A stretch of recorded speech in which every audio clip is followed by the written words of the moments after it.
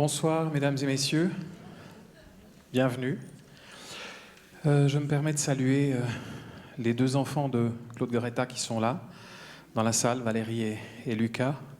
Les deux autres auraient dû venir, mais n'ont pas pu pour de tout à fait valables raisons, plus ou moins médicales. L'une aussi parce qu'elle va bientôt accoucher. Voilà, il y a des raisons de force majeure, c'est bien ça. Il aurait eu 90 ans le 23 juin.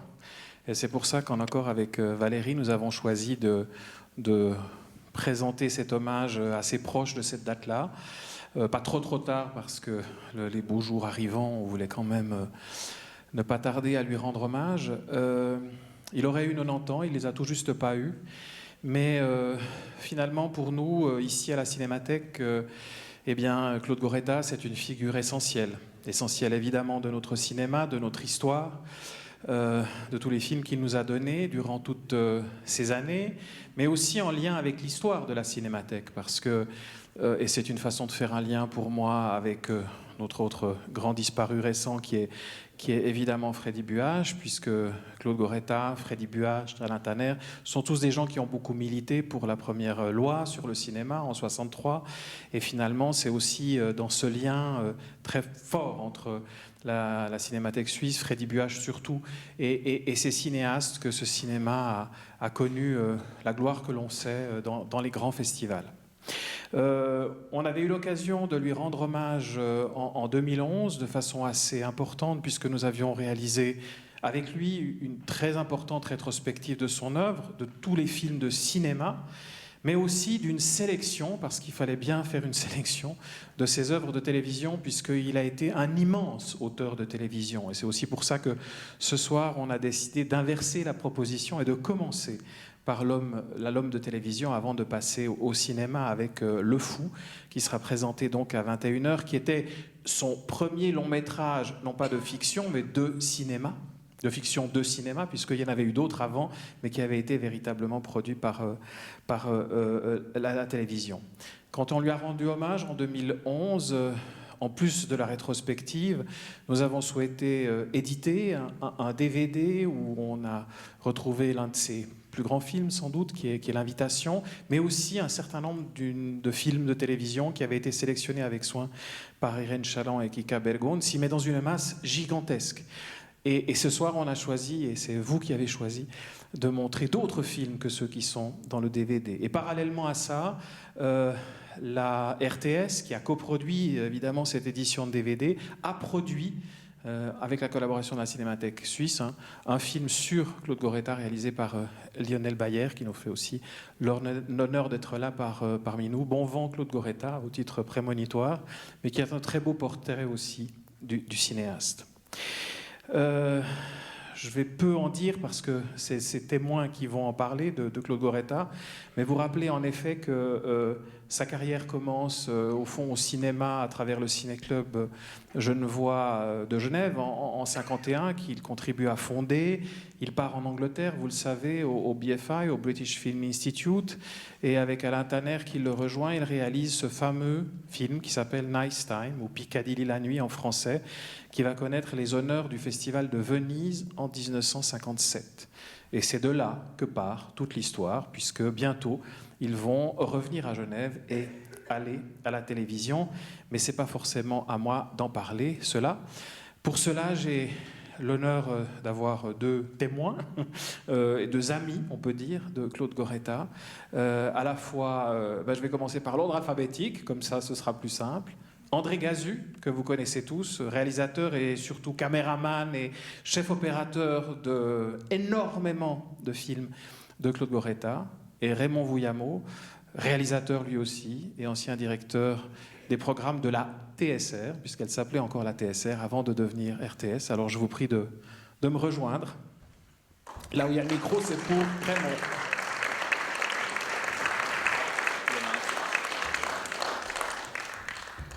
Il l'a déjà. Voilà. André, alors au milieu, et puis Raymond, tu peux te mettre là. Voilà. Merci. Non, c'est bon, il l'a, lui. Il l'a déjà. Lui, il l'a déjà avec le pied, c'est bon. Bonsoir. Vous m'entendez? Ouais. Très bien. Euh, J'aimerais commencer par dire que Claude Goretta n'aurait jamais pu faire la carrière qu'il a faite s'il avait été français. Parce qu'en France, la séparation entre l'industrie du cinéma et l'industrie de la télévision était imperméable. Et chaque fois qu'un artiste essayait de passer de la télévision au cinéma, aussi doué fût-il, ne parvenait pas à avoir sa carte professionnelle, etc. Alors qu'en Suisse, on peut dire que, comme tu le diras certainement tout à l'heure mieux que moi, le cinéma suisse roman des années 60 est né d'une part à Lausanne, mais aussi à Genève avec le groupe 5. Et le groupe 5 était initié uniquement par des gens de télévision qui rêvaient évidemment de faire du cinéma, et certains en ont fait, pas tous, mais qui aimaient aussi la télévision. Et parmi eux, Claude était probablement celui qui a fait une carrière très balancée entre le cinéma et la télévision. Il est revenu constamment à la télévision, pratiquement jusqu'à la fin, en faisant des reportages. Et d'ailleurs, la dernière œuvre qu'il n'a pas pu terminer parce qu'il est tombé très malade, c'était une œuvre de télévision, un reportage, et puis des films de cinéma. Et il me disait toujours, la télévision me nourrit pour faire des films de cinéma, parce qu'en télévision, il faisait des reportages, et ces reportages lui permettaient d'approcher évidemment des gens qui filmaient. Il faisait beaucoup de portraits, et ces gens et leur vie lui inspiraient des thèmes et des personnages. Et par exemple, il y a plusieurs exemples où ce sont des reportages eux-mêmes qui ont inspiré des films de cinéma. Et je me souviens très bien d'une fois où il a été très atteint dans sa manière de travailler, et puis dans la répercussion que peut avoir un film de télévision sur le public et sur la personne qu'on a filmée, parce que dans une série qui était produite par toi et lui, qui s'appelait Aujourd'hui, si ma mémoire est bonne, il a filmé un employé de banque. Et cet employé de banque, il a montré dans une armoire qu'il avait environ 300 cravates. Et le public, quand le film a été diffusé à la télévision, a envoyé des centaines de cravates déchirées à ce monsieur. Et Claude s'est dit, je voulais faire une sorte de critique du milieu bancaire, mais je ne voulais pas atteindre quelqu'un personnellement. Et il s'est rendu compte que son propos avait été un peu dévié, comme s'il avait accusé cet employé de banque d'être le responsable de tous les maux du capitalisme. Et donc, il a décidé, mais là vraiment, de continuer à s'inspirer de la réalité, mais de transformer cette réalité en fiction pour être libéré du fait que quand on filme quelqu'un, on doit faire attention à ce qu'on dit, parce que ce quelqu'un peut être à la fois un exemple de ce qu'il ne faut pas faire, mais en même temps, on ne peut pas l'utiliser comme un personnage de fiction. Et la deuxième chose qu'il a fait aussi, c'est que parfois, par exemple, L'Invitation, qui est probablement son film le plus connu, il a été précédé 4 ans avant par un téléfilm qui s'appelait Le Jour des Noces. Et dans ce téléfilm, il y a des scènes qui sont pratiquement les mêmes qu'il reprendra 4 ans plus tard dans L'Invitation. Et il y a un autre exemple aussi, d'un film qu'on va voir tout à l'heure, le premier reportage qu'on verra tout à l'heure, qui est consacré à Johnny Hallyday. Et après avoir fait ce reportage, il a écrit un scénario qui s'appelle Le temps d'un portrait, et qui est interprété par un grand comédien lausannois qui malheureusement s'est éteint trop tôt. Je me souviens très bien parce qu'il s'est éteint pendant la fête des vignerons 1999, et qui s'appelait Arnold Walter, et qui a été pendant une dizaine d'années un comédien fétiche de Claude Goretta. Voilà. Alors, ce qu'on va voir ce soir, ce sont quatre reportages. Et je vais vous parler un petit peu du premier, qui est Johnny Hallyday. Je vais vous en parler parce que j'ai une expérience personnelle, puisque c'était mon premier jour de travail comme assistant réalisateur, le premier jour de tournage, où il y avait André Gazu comme chef opérateur et Claude Goretta. Oui, et Claude Goretta, il avait encore une autre astuce. Il se considérait comme un généraliste. Ce que, généralement, les réalisateurs de télévision et de cinéma se considèrent comme des généralistes. Et quand il avait besoin d'un spécialiste pour faire un reportage avec le plus d'informations possible, il prenait des journalistes qui n'avaient pas forcément une expérience de télévision, mais qui lui apportaient le dossier. Et Johnny Hallyday, il a été fait avec un garçon qui après a fait de la télévision, qui s'appelait Claude Fleuter, qui était journaliste au Monde, spécialisé dans les variétés, et qui,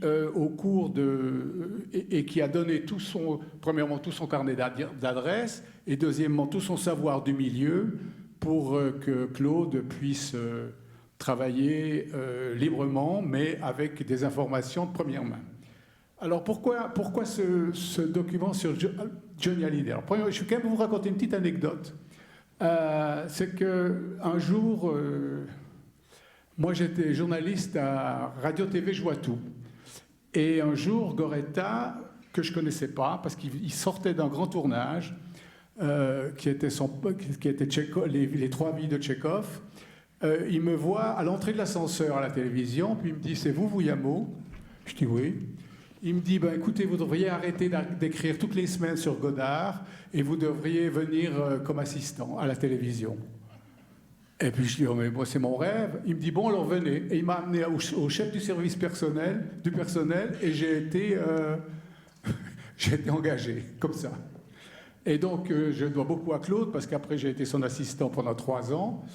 Nous étions pas tout à fait des assistants, nous étions des stagiaires réalisateurs. C'est-à-dire qu'on était assistants, mais on était aussi stagiaires. C'est-à-dire qu'on bénéficiait à la fois d'un apprentissage technique et puis aussi de tout le savoir du réalisateur. Et Goretta était un magnifique pédagogue et un ami très cher.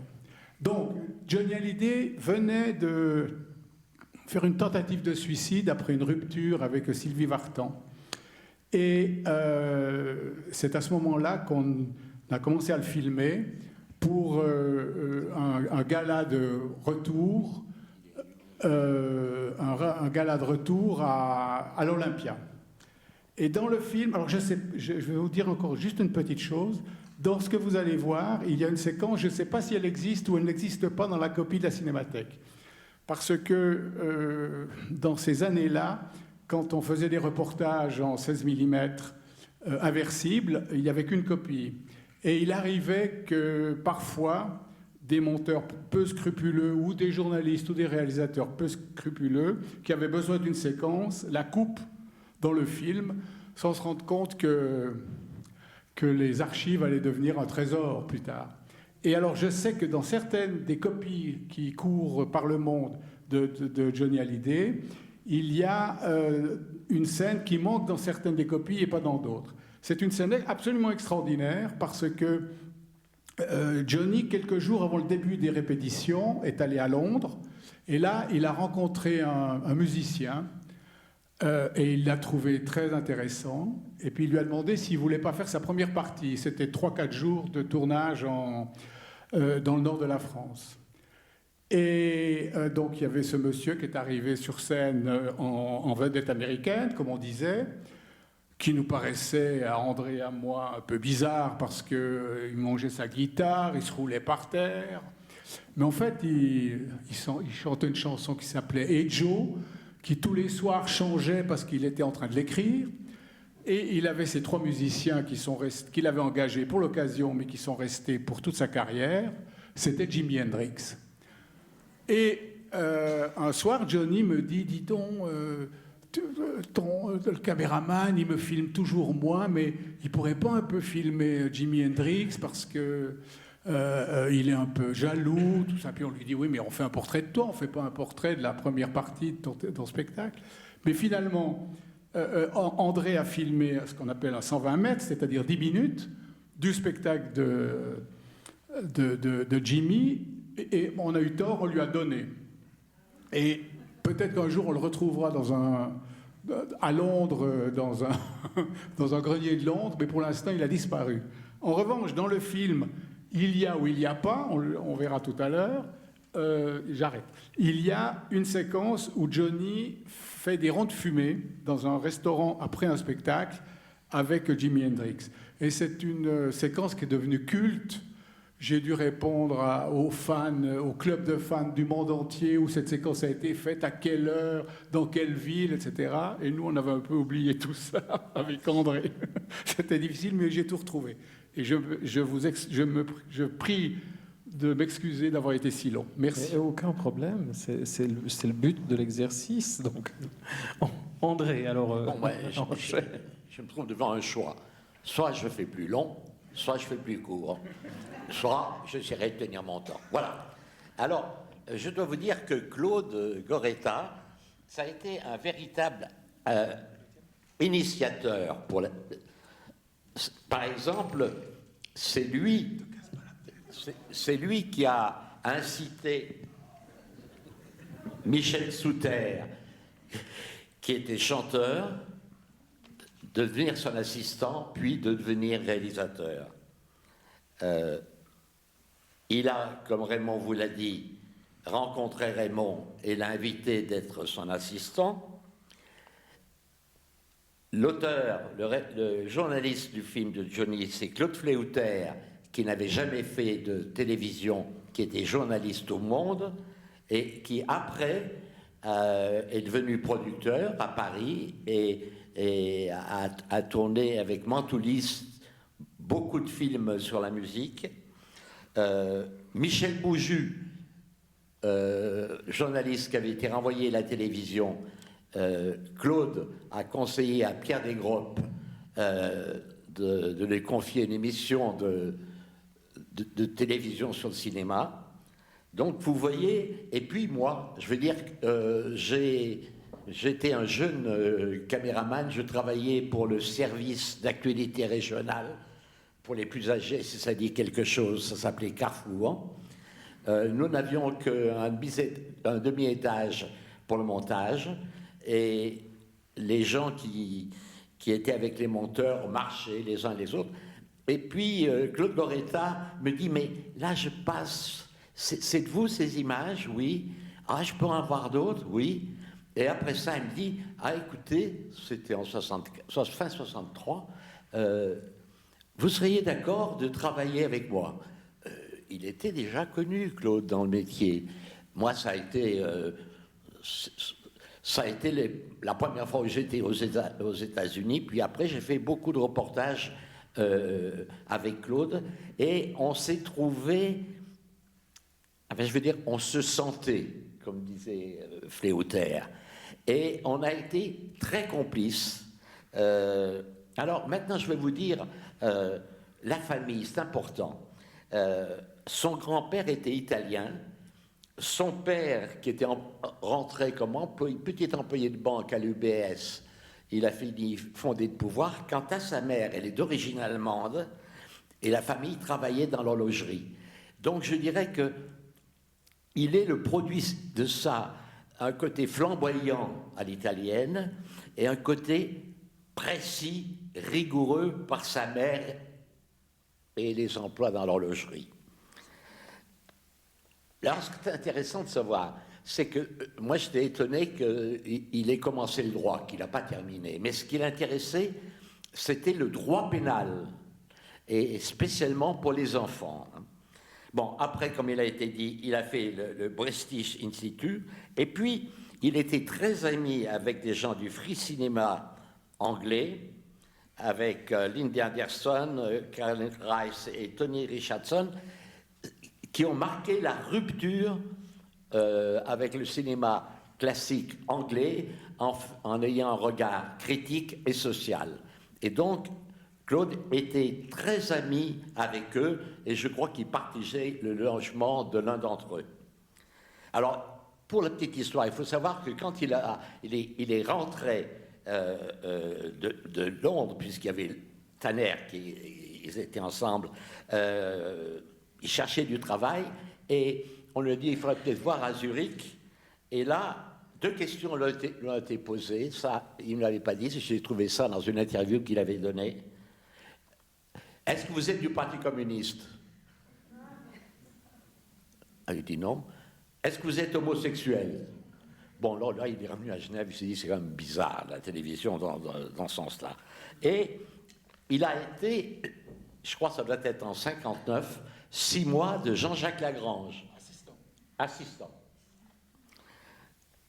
Alors, comme Raymond l'a dit, Claude avait cette particularité, c'est qu'il considérait que le reportage et la fiction le nourrissaient, et chaque sujet de fiction nourrissait ses reportages et réciproquement.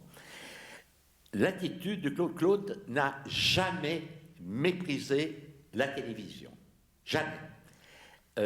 Alain Tanner, c'est un peu différent. Lui avait coutume de nous dire « Bon, ben, c'est mon gagne-pain, hein, mais c'est le cinéma. » Donc, c'était 2 approches totalement différentes, avec des hommes qui avaient beaucoup d'estime l'un pour l'autre. Une autre chose que je dois vous dire, très vite en France, on a remarqué les qualités des reportages de Claude, et il y avait des coproductions entre la France avec 5 colonnes à la une et Continent sans visa en Suisse. Et c'est Claude Goretta qui a fait la majorité.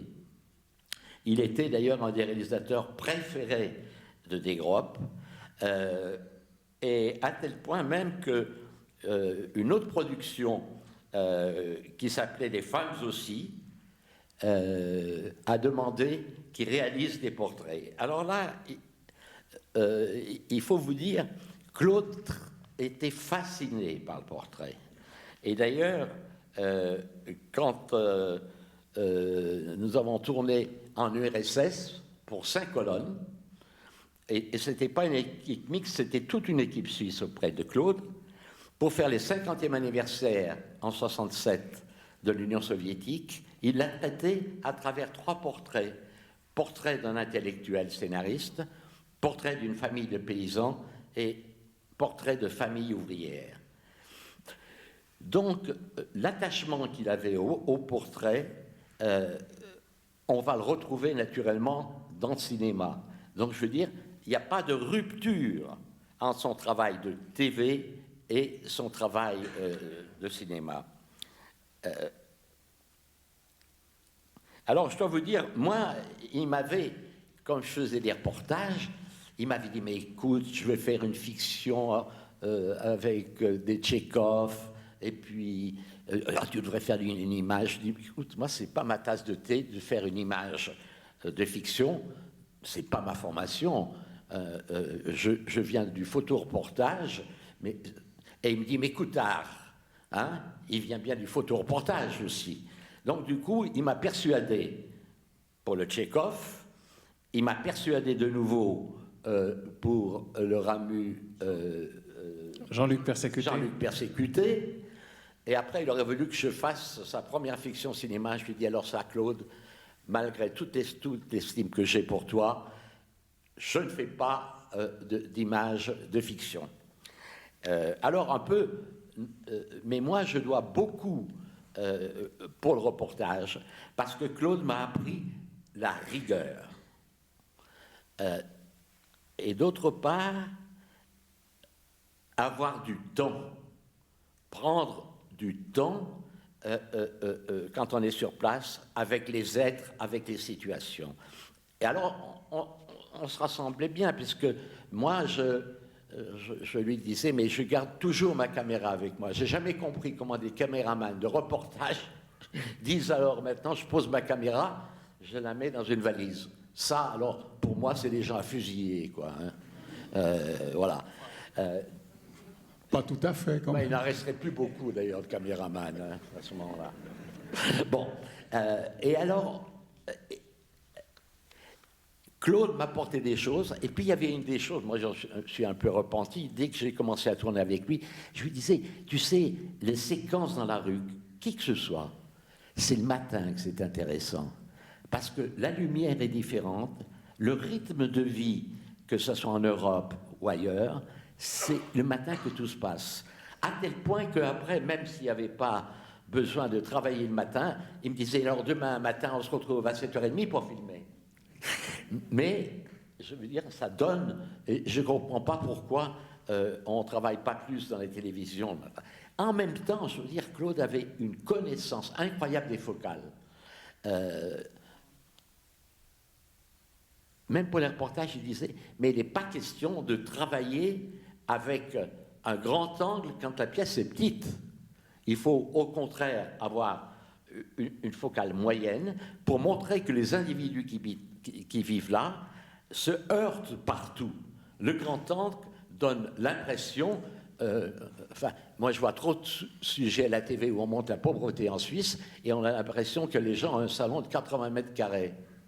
C'est le grand angle qui fait ça. Donc, il avait une science, Claude, des focales, et même parfois il a innové en fiction TV.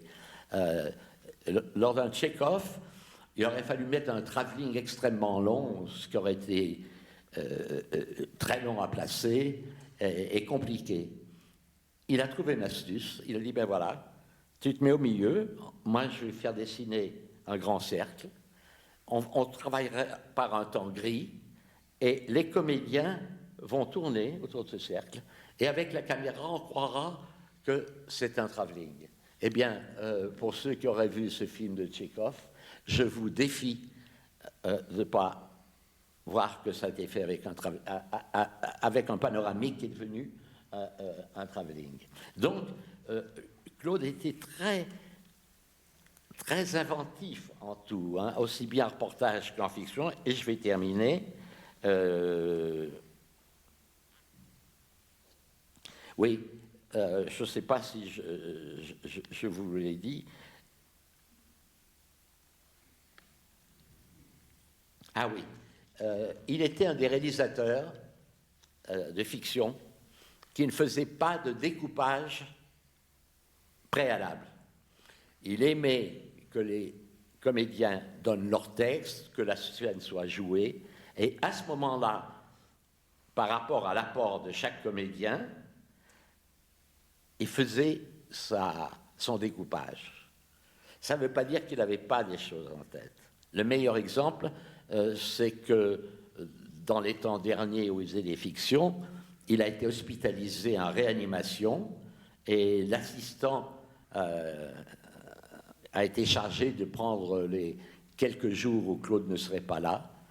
Il était en réanimation et les infirmières et les médecins lui arrachaient les feuilles parce qu'il écrivait et faisait des petits dessins du découpage. Voilà.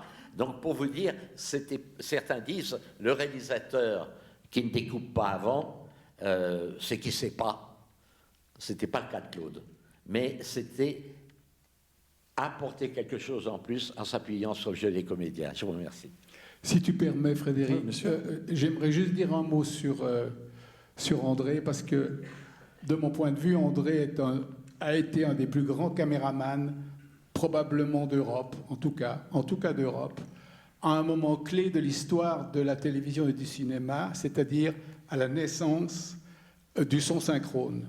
Parce que dans certains reportages que vous allez voir ce soir, il n'y a pas de son synchrone possible pendant que les caméramans marchent ou font une image qui est animée par la marche, quelqu'un qui marche.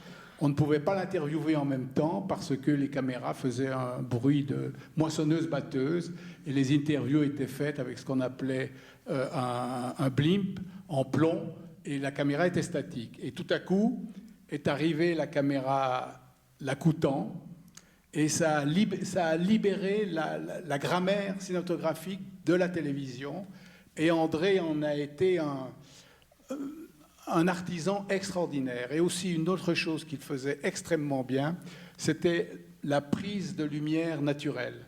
Je me souviens de plans que tu as fait au Palais fédéral avec le président de la Confédération, Roger Bonvin, dans une émission, je crois que c'était aussi aujourd'hui, qui était le portrait de Roger Bonvin, président de la Confédération. On disait qu'il était devenu président de la Confédération parce qu'on ne le voulait plus à la ville de Sion. Et il y a des images dans le Palais fédéral non éclairées, avec seulement la lumière qui vient de l'extérieur, mais qui sont aujourd'hui encore sublimes. Voilà. Alors, ce qu'il faut dire, c'est que moi, venant de la photo, j'avais une admiration sans borne pour Cartier-Bresson.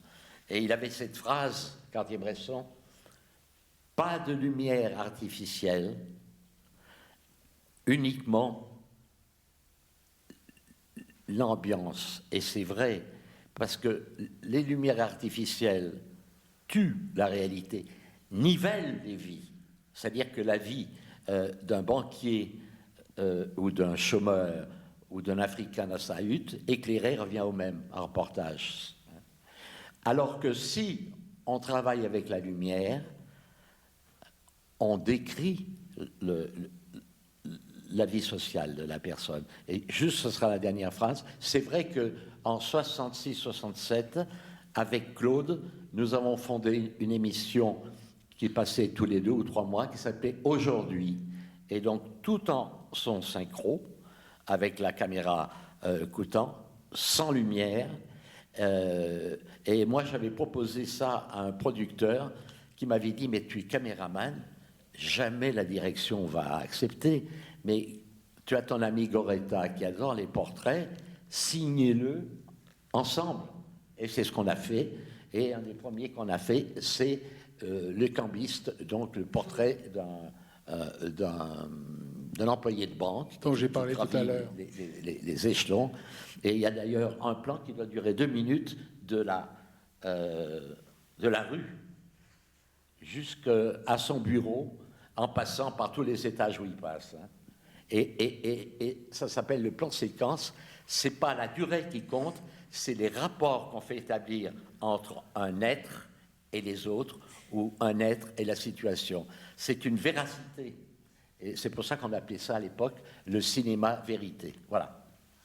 Attendez, juste encore une chose. Rappelez qu'on va voir maintenant 4, donc Johnny dont on a parlé largement, mais il y aura 3 films qui vont suivre. Donc ce sera 4 documents de la télévision suisse romande réalisés par Claude Goretta avec des différents journalistes. Peut-être juste 2 mots des autres. L'Irlande en suspens, Vieux Blanc et Répression de l'absinthe. Alors l'absinthe, bon ça, le bon Neuchâtelois que je suis connaît. En commençant par le dernier, la répression de l'absinthe, eh ben, c'est l'absinthe dans le canton de Neuchâtel. L'Irlande, c'était un des pays préférés de Claude, parce qu'il y avait la poésie, la douleur de vivre et la joie de vivre. Et il aimait beaucoup filmer en Irlande. Et puis la Guyane, c'était encore à l'époque du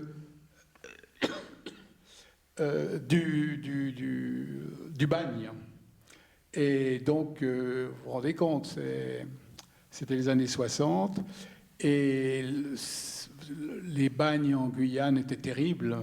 Et Claude, moi je ne l'ai pas revu le film, mais je me souviens à l'époque, et Claude avait fait un très beau travail avec, comme journaliste, alors là, quelqu'un de la télévision, qui était Jean Dumur, qui a dirigé la Tribune de Lausanne, qui est devenue Le Matin après, et qui a dirigé après l'information à la télévision, et ensuite les programmes.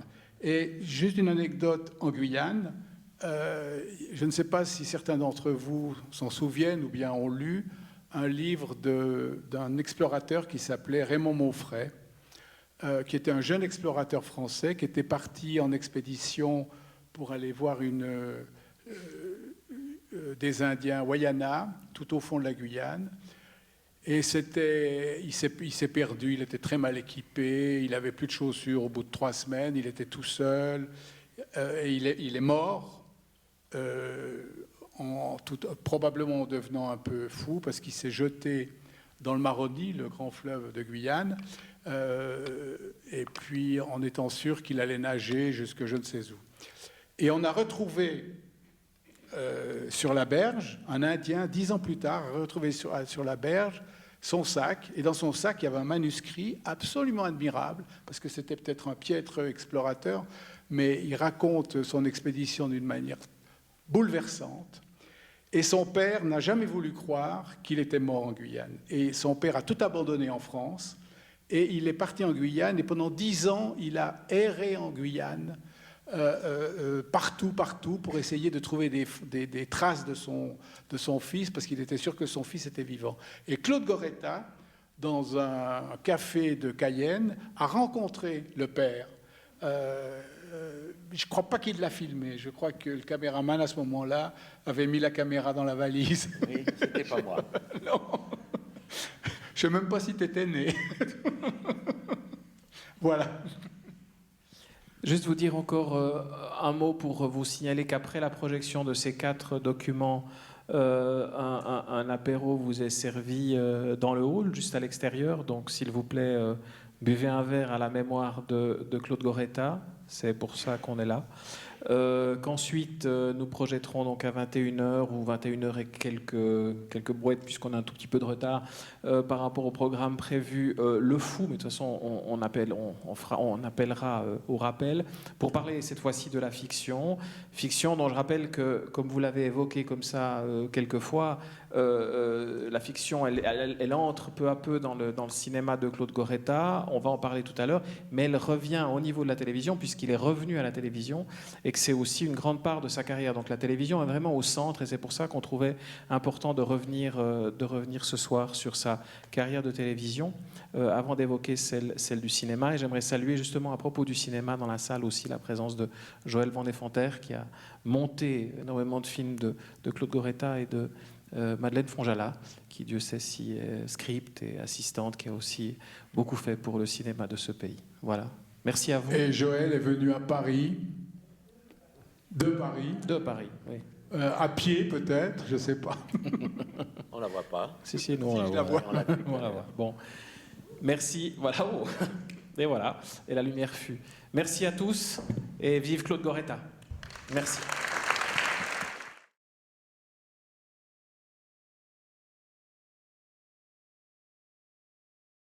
Claude Goretta. Ça ne veut pas dire qu'il n'a pas réalisé de la fiction auparavant. Lorsqu'il travaillait à la télévision, il a réalisé plusieurs films dits entre guillemets téléfilms destinés à la télévision, dont Jean-Luc Persécuté, adapté de Ramu avec Maurice Garrel, Le Jour des Noces, ou encore des dramatiques, c'est-à-dire des espèces d'entre-deux, pour ceux qui s'en souviennent, entre le théâtre filmé et la fiction tournée en studio. Le Fou est donc sa première fiction, et c'est aussi sa première production au sein du groupe 5. Le groupe 5, pour le rappeler, c'est ce groupe qu'ont créé 5 cinéastes, venus tous de la télévision, en fait, puisqu'ils y travaillaient tous, à savoir Claude Goretta, Alain Tanner, Michel Souter, Jean-Jacques Lagrange, dont Goretta était brièvement l'assistant, et Jean-Louis Roy, dont on a présenté récemment l'inconnu de Chandigor au cinéma Capitole. Donc Le Fou est un film qui est véritablement l'enchaînement logique de tout son travail documentaire, dans le sens où il s'inspire de petites gens, de personnages qu'il a pu filmer, rencontrer lors de ses reportages, pour imaginer un film qui raconte la société contemporaine, la société du moment. Le film a été finalisé en 1970, juste une année après Charles Moreau-Vif, le premier long métrage de fiction d'Alain Tanner qui avait été présenté à la Semaine de la critique à Cannes. Et Charles Moreau-Vif, Le Fou en quelque sorte, sont presque une forme de diptyque sur cette condition de la société, on va dire genevoise et helvétique de l'époque. D'une part, Charles, parce que c'est un personnage de quelqu'un qui a pas mal d'argent, puisque c'est un chef d'entreprise qui se révolte en quelque sorte contre sa propre condition, qui va être considéré comme fou, alors que le personnage du fou n'est pas vraiment fou, mais c'est quelqu'un aussi qui se rebelle au fond contre la société dans laquelle il est né, dans laquelle il a vécu, ces sociétés du travail qu'il va essayer de quitter. Et ce qui est intéressant, c'est que dans les deux films se retrouve le même comédien, François Simon, fils de Michel Simon, que Goretta va véritablement sublimer dans ce film assez extraordinaire, que nous avons d'ailleurs restauré, donc vous allez voir la version restaurée, et que nous avons aussi publié dans un DVD consacré justement à Michel Simon et à François Simon, Simon père et fils. Juste encore un mot pour vous rappeler que le cinéma de Goretta est un cinéma de l'humanité, à savoir que non seulement il s'inspire des petites gens, mais il part véritablement de leur récit, de leur aventure, de leur histoire, pour raconter le monde. C'est quelqu'un qui a été toujours très très très proche de l'homme pour pouvoir raconter la réalité quotidienne. J'espère que vous aurez beaucoup de plaisir à découvrir ou redécouvrir ce très grand film de l'histoire du cinéma suisse, donc sa première véritable fiction pour le cinéma. Rappelons encore enfin, pour terminer, que le groupe 5 a fait des films avec peu de moyens pendant les quelques années. Donc il a été créé en 68, il a duré jusqu'en 73. Pendant ces 5 ans, ils n'ont pas produit énormément de longs métrages, mais des longs métrages qui ont marqué l'histoire de notre cinéma. Et qu'à chaque fois, c'est des tout petits budgets qui étaient composés pour une part de l'investissement de la société de production Groupe 5, donc des cinéastes eux-mêmes, souvent sur leur économie, et de l'autre côté, l'argent de la télévision suisse romande dont ils étaient issus, qui coproduisait tous ces films. Et c'est cette espèce d'âge d'or du cinéma suisse roman qui va être déclenché par ces deux films, Charles mort ou vif et l'année suivante Le Fou, qui vaudra d'ailleurs à Claude Goretta, en 73, juste 3 ans plus tard, un prix spécial du jury au Festival de Cannes pour l'invitation, bien évidemment, qui arrive véritablement à la fin du groupe 5, puisque c'est déjà une production quasi indépendante du groupe 5. Voilà, bonne projection avec Le Fou, et encore une fois, merci Claude Goretta.